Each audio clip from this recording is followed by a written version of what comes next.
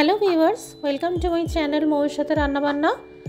সকল দর্শক বন্ধুদের জানাই মেরি ক্রিসমাস।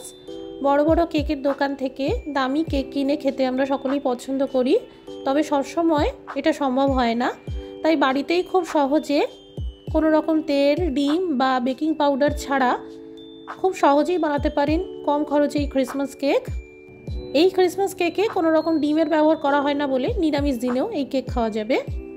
যারা প্রথমবার কেক বানাচ্ছেন তারাও সহজে এই কেক বানিয়ে নিতে পারবেন।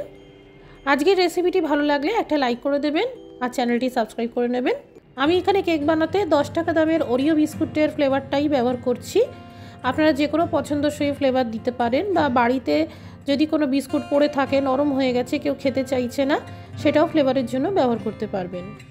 বিস্কুটগুলোকে একটু ভেঙে ভেঙে মিক্সার জারে দিয়ে দিলাম।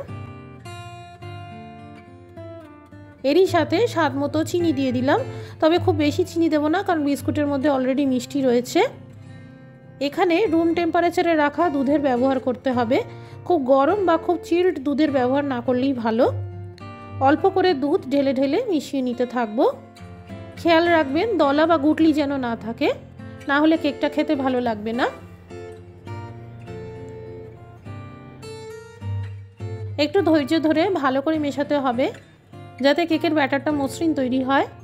এখানে যত বিস্কুট ছিল সব গুঁড়ো করে নিয়ে দুধ দিয়ে ভালো করে মিশিয়ে নিলাম। একটা হ্যান্ড বিটার দিয়ে টানা 5 মিনিট ধরে ফেটাতে হবে। ইলেকট্রিক বিটার থাকলে সেটা দিয়েও করতে পারেন।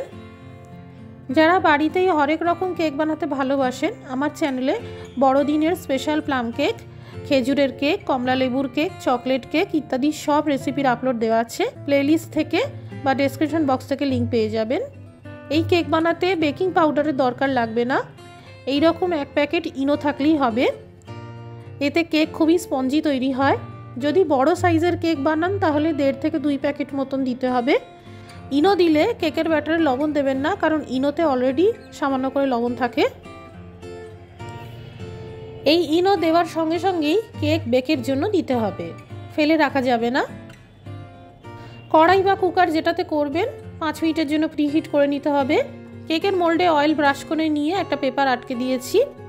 যারা মাইক্রো ওভেনে কেক তৈরি করবেন শুধুমাত্র বাটার পেপারের ব্যবহার করবেন। এবার ব্যাটারটা ঢেলে দিলাম। হাতের কাছে যা ড্রাই ফ্রুটস থাকবে সেটা দিয়েই কেকটা সাজাতে পারেন।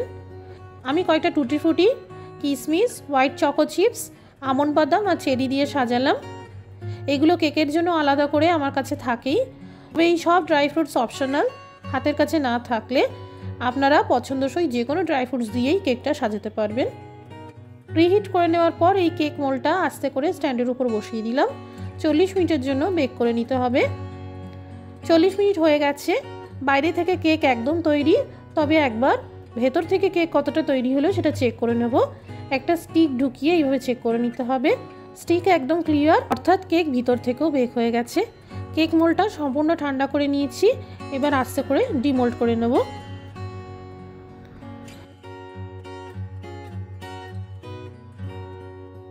আর এই পেপারটা তুলে সরিয়ে দেব। এই দেখুন, খুবই কম উপকরণ দিয়ে কম খরচে ক্রিসমাস কেক একদম তৈরি। আজকের রেসিপিটি ভালো লাগলে শেয়ার করে দেবেন।